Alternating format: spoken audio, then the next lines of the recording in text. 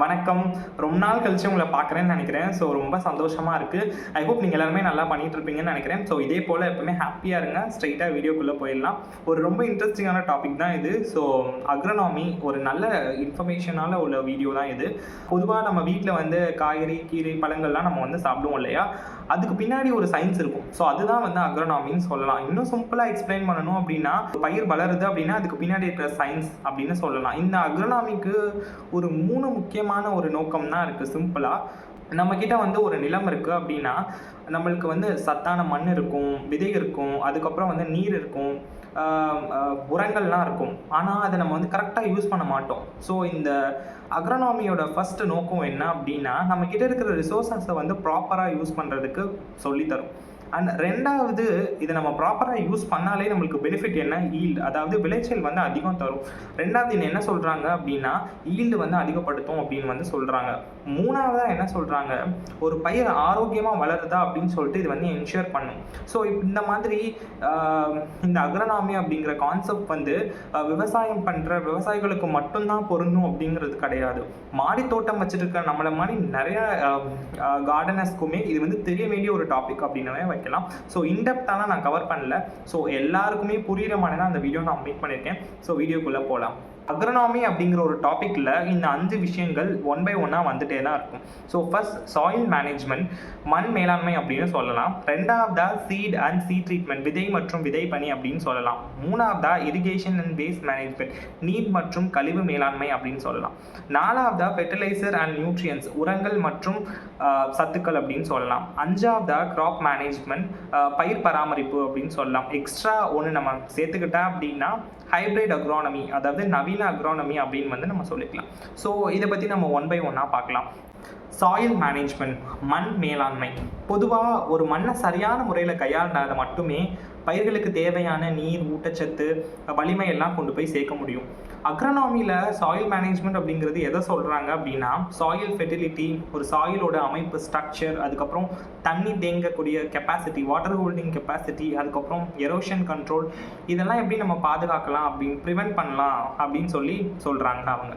First soil fertility அப்படின்னு பார்க்கலாம்.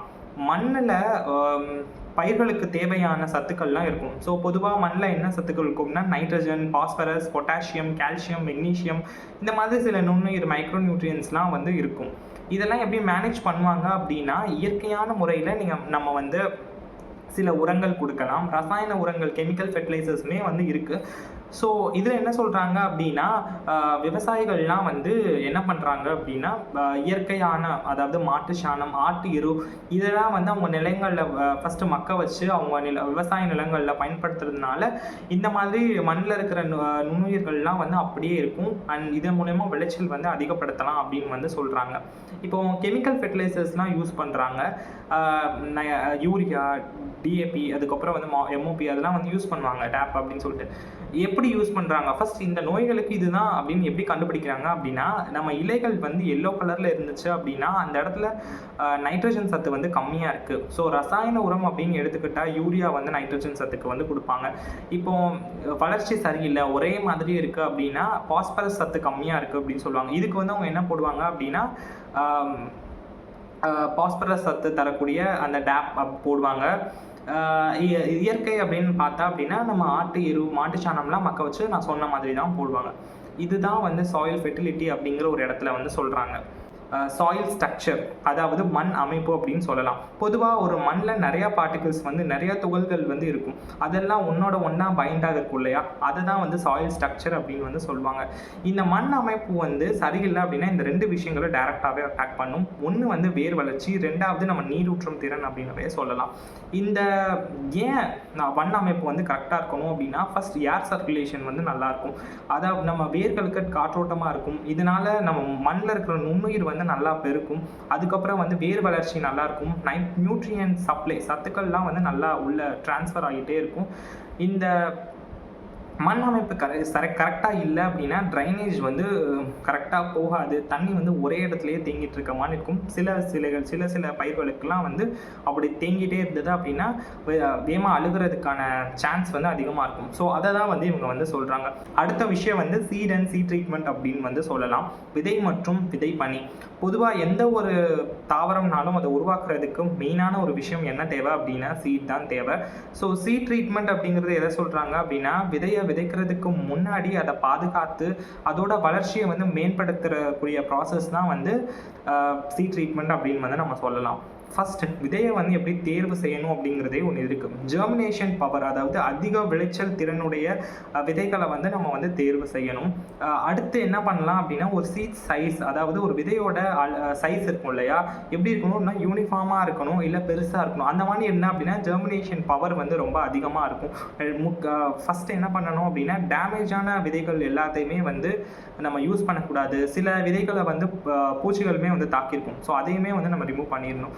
இப்போ ஒரு விதை இருக்குது, அது நல்ல விதையா கெட்ட விதையா அப்படின்னு நம்ம பண்ணுவாங்க அப்படின்னா, நம்ம ஒரு டம்ளரில் தண்ணி ஊற்றிட்டு விதையை போட்டால் அப்படின்னா கெட்ட விதைகள் வந்து மேலே மிதக்கும், நல்ல விதைகள் வந்து கீழே இருக்கும். ஸோ நம்ம நல்ல விதைகள் எடுத்து நம்ம ஃபார்மிங்க்கு நம்ம வந்து வீடுகளுக்கு யூஸ் பண்ணிக்கலாம். Seat treatment, விதைப்பணி. ஸோ பொதுவாக 3 ட்ரீட்மெண்ட் வந்து இருக்குது. Physical treatment, chemical treatment, biological treatment அப்படின்னு சொல்லுவாங்க. ஃபிசிக்கல் ட்ரீட்மெண்ட் அப்படிங்கிறது நம்ம விதை இருக்குது அப்படின்னா விதைக்கிறதுக்கு முன்னாடி நம்ம தண்ணியில் அதாவது சோப் பண்ணிவிட்டு ஊற வச்சுட்டு நம்ம விதைப்போம். இப்படி பண்ணுறதுனால ஜெர்மினேஷன் வேகமாகவே வந்து முளைக்கும், ரேட் அதிகமாக இருக்கும். அண்டு ரெண்டாவதாக பார்த்தா அப்படின்னா கெமிக்கல் ட்ரீட்மெண்ட் அப்படின்னு சொன்னேன்.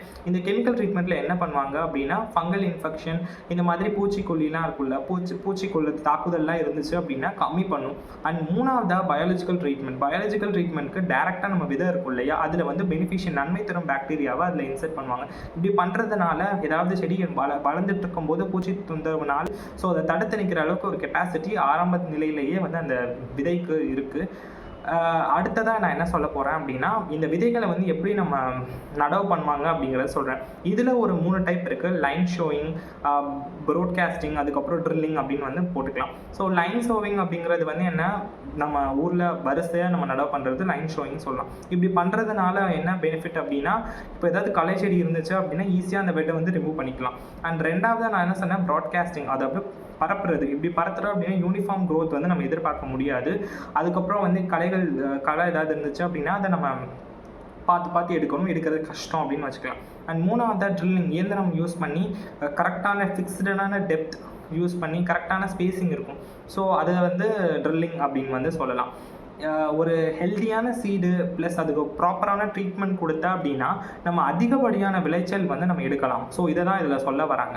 இரிகேஷன் அண்ட் வேஸ்ட் மேனேஜ்மெண்ட், நீர் மற்றும் கழிவு மேலாண்மை அப்படின்னு சொல்லலாம். ஸோ இரிகேஷன் அப்படிங்கிறது என்ன, செடிக்கு தேவையான நீரை சப்ளை பண்ணுறது தான் இரிகேஷன் அப்படின்னு வந்து நம்ம சொல்லுவோம். இந்த இரிகேஷனில் 3 டைப் அப்படின்னு சொல்லலாம். ஒன்று surface irrigation, sprinkler irrigation, drip irrigation அப்படின்னு வந்து சொல்லுவோம். சர்ஃபேஸ் இரிகேஷன் அப்படிங்கிறது நம்மக்கிட்ட ஒரு பாத்திமான ஒரு ஸ்கொயர் ஷேப்பில் நம்ம இருக்குது அப்படின்னா அது ஒரு சைடு நம்ம கட் பண்ணி விட்டு தண்ணி பாய்ச்சிட்டு அதை மூடிடுவோம். ஸோ அதுதான் வந்து சர்ஃபேஸ் இரிகேஷன் அப்படின்னு சொல்லலாம். ஸ்ப்ரிங்க்லர் இரிகேஷன் அப்படிங்கிறது நல்லா மழைச்சாரல் போல் தண்ணி பொழியும் இல்லையா, அதுதான் வந்து ஸ்ப்ரிங்க்லர் இரிகேஷன் அப்படின்னு வந்து சொல்லுவோம். ட்ரிப் இரிகேஷன் அப்படின்னா சொட்டு நீர் பாசனம், அதாவது செடிகளுக்கு வேர் பகுதிக்கு டேரெக்டாக ட்ராப் பை ட்ராப்பாக வந்து விழும். ஸோ இதுதான் வந்து இரிகேஷன் அப்படின்னு வந்து சொல்கிறாங்க. கழிவு மேலாண்மை, நம்ம கழிவு, காய்கறி கழிவாகட்டும் சரி, நம்மக்கிட்ட இருக்கிற இயற்கையான முறையில் இயற்கையான கழிவு பொருட்களை நம்ம வந்து கம்போஸ் பண்ணி நம்ம கார்டனுக்கு இல்லை நம்ம தோட்டத்துக்கு யூஸ் பண்ணால் அதிகப்படியான விளைச்சல் எடுக்கலாம். அது நம்ம எல்லாருக்குமே ஆப்வியஸாக தெரியும். இப்படி பண்ணுறதுனால நம்ம சாயில் வந்து ரொம்ப ஃபர்டைலாக இருக்கும். அதுக்கப்புறம் மண்ணோட அமைப்பு, சாயில் ஸ்ட்ரக்சர் வந்து நல்லா இன்க்ரீஸ் ஆகும். பொதுவாக கம்போஸ்டிங்கில் நிறையா இருக்கும். கம்போஸ்டிங், வெர்மி கம்போஸ்டிங், அதுக்கப்புறம் பயோ ஃபெர்டிலைசர்லாம் நம்ம வந்து பண்ணுவாங்க. கம்போஸ்டிங் அப்படிங்கிறது என்ன அப்படின்னா, ஆர்கானிக் வேஸ்ட்டை நம்ம ஆர்கானிக்காக ஒரு உரமாக மாற்றுறோம். அதில் வந்து சத்துக்கள் வந்து அதிகமாக இருக்கும். வெர்மி கம்போஸ்டிங் அப்படிங்கிறது வந்து என்ன அப்படின்னா, எர்த்வார்ம்ஸ், மண்புழு யூஸ் பண்ணி நம்ம இயற்கையான உரம் பண்ணுறோம். அதுதான் வெர்மி கம்போஸ்ட் அப்படின்னு சொல்கிறாங்க. அண்ட் மூணாவதாக என்ன சொல்கிறாங்க அப்படின்னா பயோ ஃபெர்டிலைசர், அதாவது நம்ம கழிவில் இருந்து சில மைக்ரோப்ஸ், நுண்ணுயிர் பெருக்கம்லாம் வந்து செஞ்சு நைட்ரஜன் அண்ட் பாஸ்பேட்டை வந்து நம்ம செடிகளுக்கு வந்து நம்ம சப்ளை பண்ணுவோம். ஸோ இதுதான் வந்து வேஸ்ட் மேனேஜ்மெண்ட்டில் சொல்ல வராங்க. ஸோ இரிகேஷன் அப்படிங்கிற ஒரு டாப்பிக்கில் தான் நம்ம அந்த வேஸ்ட் மேனேஜ்மெண்ட் அப்படின்னு வரும். இப்போ இருக்கிற ஜென்ரேஷனுக்கு இரிகேஷன்லாம் எடுத்துட்டிங்க அப்படின்னா ஆட்டோமேட்டிக்காக சில ஐஓடி, சில அட்வான்ஸ்டு டெக்னாலஜிஸ்லாம் யூஸ் பண்ணி மண் எவ்வளோ மாய்ஸ்சர், ஈரப்பதம் கம்மியாக இருக்கோ அதுவே ஆட்டோமேட்டிக்காக மோட்டர் ஆன் பண்ணி செடிகளுக்கு தேவையான தண்ணீரை வந்து கொடுக்குது. ட்ரிப் இரிகேஷன் இதெல்லாம் வந்து நிறைய டெவலப் ஆகி வருது. இதை அடிஷ்னலாக ஒரு வீடியோ எடுத்து நான் போடுறேன். ஸோ இவ்வளோ தான் நீர் மேலாண்மை மற்றும் கழிவு மேலாண்மையில் சொல்லக்கூடிய தகவல் வந்து இதுதான். அடுத்ததாக வந்து ஃபெர்டிலைசர் அண்ட் நியூட்ரியன் மேனேஜ்மெண்ட். ஸோ செடிக்கு தேவையான சத்துக்கள் வந்து நியூட்ரியன்ஸ் வழியாக தான் கொண்டு போய் சேரும். ஒரு செடி ஆரோக்கியமாக வளரணும் அப்படின்னா அதுக்கு தேவையான சத்துக்கள் வந்து ரொம்பவே இம்பார்ட்டன்ட். ஸோ முக்கியமாக வந்து நம்ம உரங்களை நியூட்ரியன்ஸ் அது ரெண்டாக பிரிக்கலாம். ஃபஸ்ட்டு வந்து ப்ரைமரி நியூட்ரியன்ஸ், செகண்டரி நியூட்ரியன்ஸ்னு பிரிக்கலாம். ஸோ ப்ரைமரி நியூட்ரியன்ஸ்னு பார்த்தா நைட்ரஜன் அப்படின்னு சொல்லலாம். இது வந்து இலை வளர்ச்சிக்கு வந்து ரொம்பவே ஹெல்ப் பண்ணும். பாஸ்பரஸ் இது வந்து வேர் வளர்ச்சிக்கும் பழ வளர்ச்சிக்கு ரொம்பவே வந்து ஹெல்ப் பண்ணும். பொட்டாசியம் எடுத்துக்கிட்டா அப்படின்னா பழங்கள்லாம் வந்து நல்லா பெருசாக இருக்கும் அண்ட் ஆரோக்கியம் மெயின்டைன் பண்ணும். டிசீஸ் ஏதாவது வந்தா அப்படின்னா அதை தடுத்து நிறுத்தும். செகண்டரி நியூட்ரியன்ஸ்னு சொல்லலாம், இல்லை அது மைக்ரோ நியூட்ரியன்ஸும் கூட சொல்லலாம். கால்சியம், மெக்னீஷியம், சல்ஃபர்லாம் இருக்கும். இது வந்து வேர் வளர்ச்சிக்கு வந்து ரொம்ப ஹெல்ப் பண்ணும். அதுக்கப்புறம் அயன், ஜிங்க், போரான், மெக்னீஷியம்லாம் இருக்கும். இது வந்து செடியோட மெட்டபாலிசம் அண்ட் ஃபோட்டோசிந்தசிஸ் அந்த ஒளிச்சேர்க்கையெல்லாம் வந்து ஹெல்ப் பண்ணும் நல்லா நடக்கிறதுக்கு. ஃபெர்டிலைசர்னு எடுத்துக்கிட்டால் ஆர்கானிக் ஃபெர்டிலைசர்லாம் இருக்குது. அது நம்ம எல்லாருக்கும் தெரிஞ்ச மாதிரி கம்போஸ்ட் செஞ்சு போடுவோம். பஞ்சகாவியம் இதெல்லாம் வந்து ஆர்கானிக்கானது. ஆனால் அது ஸ்லோவாக செடிகளுக்கு கொண்டு போய் சேரும். சாயில் ஸ்ட்ரக்சர் வந்து நல்லா மெயின்டைன் பண்ணும் அண்ட் இது எக்கோ ஃப்ரெண்ட்லி கூட. கெமிக்கல் ஃபெர்டிலைசர்னு எடுத்துக்கிட்டிங்க அப்படின்னா ரொம்ப வளர்ச்சி வந்து கொடுக்கும் அண்ட் அதிகமாக ரிசல்ட்ஸை வந்து நம்ம பார்க்கலாம். இதெல்லாம் எப்படி யூஸ் பண்ணணும் அப்படின்னா ஃபஸ்ட் ப்ராப்பர் டோசேஜ் வந்து இருக்கணும். ரொம்ப ஓவர் டோஸ் கொடுத்தா அப்படின்னா செடி நல்லா கருகிரும், பிளான்ட் ரொம்ப டேமேஜ் ஆகிரும். ஸோ டைமிங்லாம் இருக்குது. ஸோ நைட்ரஜன் வந்து காய்கறி காய்க்கிற நேரத்தில் தான் வந்து கொடுக்கணும். பொட்டாசியம் வந்து காய் வளர்ச்சி ஆகும்போது தான் நம்ம வந்து கொடுக்கணும். ஸோ இந்த மாதிரி வந்து நிறையா கண்டிஷன்ஸ்லாம் வந்து இருக்குது. டேரெக்டாக நம்ம நியூட்ரியன்ஸ் ஃபெர்டிலைசர்ஸ்லாம் வந்து கொண்டு போய் சேரக்கூடாது. இன்னும் சுருக்கமாக ஃபெர்டிலைசர்ஸை கிளாஸிஃபை பண்ணணும் அப்படின்னா சாலிட் ஃபெர்டிலைசர், லிக்யூட் ஃபெர்டிலைசர்னு சொல்லலாம். சாலிட் ஃபெர்டிலைசர் அப்படிங்கிறது வந்து நம்ம வீட்டில் செஞ்சு கம்போஸ்ட் போடுறோம் இல்லையா, அது லிக்விட் ஃபெர்டிலைசர் அப்படிங்கிறது நம்ம வீட்டில் இருக்கிற காய்கறி கழிவை தண்ணியில் ஊற வச்சு ஒரு 10 நாள் கழித்து அதை சில ரேஷியோவில் மிக்ஸ் பண்ணி நம்ம கொடுக்குறோம் இல்லையா, அது வந்து லிக்விட் ஃபெர்டிலைசர், திரவ உரம் அப்படின்னு கூட நம்ம சொல்லிக்கலாம். ஸோ இதுதான் வந்து உரம் பற்றின தகவல்லாம் அவங்க சொல்ல வராங்க. எந்த ஒரு உரம் யூஸ் பண்ணாலும் எவ்வளோ கால அட்டவணைக்கு ஒரு தடவை வந்து யூஸ் பண்ணணும், எவ்வளோ டோஸில் யூஸ் பண்ணணும் அப்படிங்கிறத கரெக்டாக தெரிஞ்சிருந்தால் நம்ம யூஸ் பண்ணணும் அப்படிங்கிறத இவங்க ப்ரைமரியாக சொல்ல வராங்க. பயிர் பராமரிப்பு, க்ராப் மேனேஜ்மெண்ட். இதை சுருக்கமாக சொல்லணும் அப்படின்னா க்ராப் மேனேஜ்மெண்ட் அப்படிங்கிறத வந்து செடிகளை ஆரோக்கியமான முறையில் வளர்த்து அதிக ஈல்டு பெறும் முறை தான் க்ராப் மேனேஜ்மெண்ட் அப்படின்னு சொல்கிறாங்க. இதில் முக்கியமான அம்சங்கள்னு பார்க்கும்போது ஃபஸ்ட் வீட் கண்ட்ரோல்.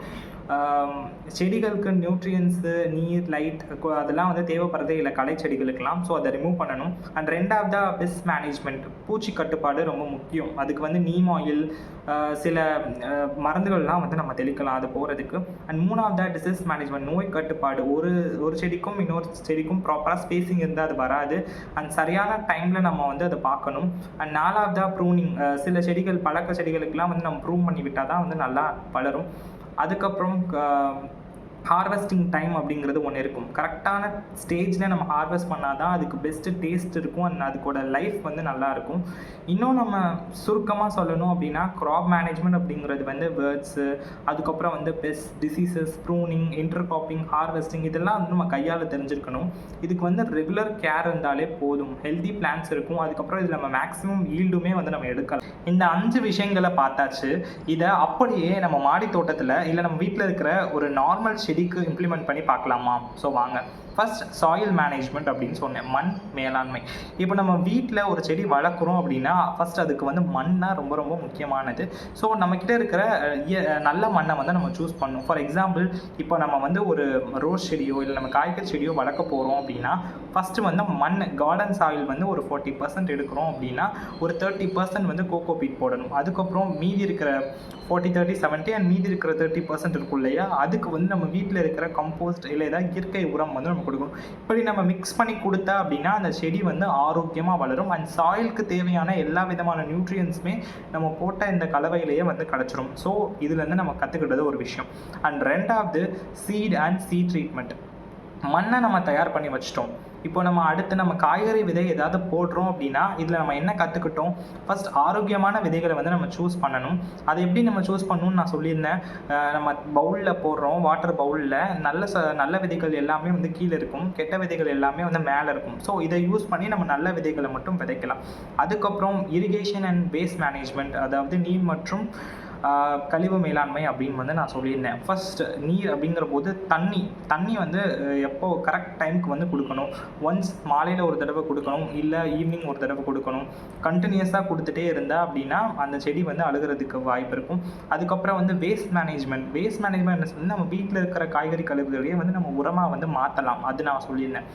அதுக்கப்புறம் வந்து ஃபெர்டிலைசர் அண்ட் நியூட்ரியன்ஸ் அப்படிங்கிறதுல நான் இதில் இந்த கான்செப்டில் நான் என்ன சொல்லியிருந்தேன் அப்படின்னா, செடிகளுக்கு வந்து பிரைமரி நியூட்ரியன்ஸ், செகண்டரி நியூட்ரியன்ஸ்லாம் இருக்கும் அப்படின்னு வந்து நான் சொல்லியிருந்தேன். நீங்கள் ரொம்ப அதை பற்றினா நம்ம ப்ராக்டிக்கலாக இருக்கும்போது அதை பற்றி நம்ம யோசிக்க தேவையில்லை. ஸோ 15 days ஒன்ஸ் வந்து இயற்கை உரமாகட்டும் சரி, எது உங்ககிட்ட இருக்கோ அதை வந்து நீங்கள் கொடுத்துக்கிட்டே வந்து இருக்கலாம். அண்ட் அதிகமாக கொடுத்தோம் இன்டர்வல் 15 நாளுக்கு ஒரு முறை கொடுக்குறத விட வாரம் கொடுத்தா நான் ஆல்ரெடி எக்ஸ்பிளைன் பண்ணியிருப்பேன் அக்ரோனாமி கான்செப்டில். செடி வந்து கருகிறதுக்கு வாய்ப்பு அதிகமாக இருக்குன்னு சொல்லி அதுவுமே புரிஞ்சிருக்கும்னு நினைக்கிறேன். அண்ட் அடுத்து நம்ம என்ன பார்க்க போகிறோம், க்ராப் மேனேஜ்மெண்ட். இப்போ நம்ம தக்காளியே நம்ம வச்சுருக்கோம் அப்படின்னா, களை செடிகள் ஏதாவது இருந்துச்சு அப்படின்னா ஃபஸ்ட் நம்ம அதை எடுக்கணும். தக்காளி வந்து கரெக்டான டைமில் நம்ம எடுக்கணும், இல்லை அப்படின்னா அதோட டேஸ்ட் போயிடும், அதோட கெப்பாசிட்டி லைஃப் டைம் வந்து கம்மியாயிடும். ஸோ ஜஸ்ட் இதுதான் அக்ரோனாமி கான்செப்டை நான் இன்டெப்த்தாக எக்ஸ்பிளைன் பண்ணிவிட்டு நம்ம மாடி தோட்டமில் அது எப்படி யூஸ் ஆகுதுங்கிறதையும் நான் சொல்லியிருக்கேன். ஸோ இந்த வீடியோ வந்து ஏன் நான் பண்ணணும்னு யோசித்தேன் அப்படின்னா, ஒரு சிம்பிளான அக்ரோனமி கான்செப்டை 2 minutesல எக்ஸ்பிளைன் பண்ணலாம். பட் இருந்தாலும் கொஞ்சம் டெக்னிக்கலாக போட்டு எல்லாருக்கும் இந்த டாபிக் பற்றின ஒரு அவேர்னஸ் இருக்கணும்னு சொல்லி தான் நான் போட்டிருந்தேன். இந்த வீடியோவில் நான் ஏதாவது தப்பாக பேசியிருந்தாலோ, இல்லை எனக்கு தெரியாத இன்ஃபர்மேஷன் உங்களுக்கு ஏதாவது தெரிஞ்சிருந்தாலோ நீங்கள் ஷுவர் கமெண்ட்டில் நீங்கள் போடுங்க. அண்ட் இந்த வீடியோலேருந்து நான் ஏதாவது இன்னும் நான் திருத்திக்கணும் அப்படின்னா அதையும் நீங்கள் மென்ஷன் பண்ணுங்கள். நான் அடுத்த வீடியோலேருந்து நான் கண்டிப்பாக சேஞ்ச் வந்து நான் கொண்டு வரேன். இந்த வீடியோ கண்டிப்பாக யூஸ்ஃபுல்லாக இருக்கும்னு நினைக்கிறேன். ஸோ பிடிச்சிருந்தா மட்டும் நம்ம சேனலுக்கு சப்ஸ்கிரைப் பண்ணுங்கள். அடுத்த வீடியோவில் பார்க்குறேன். பை பாய், நன்றி.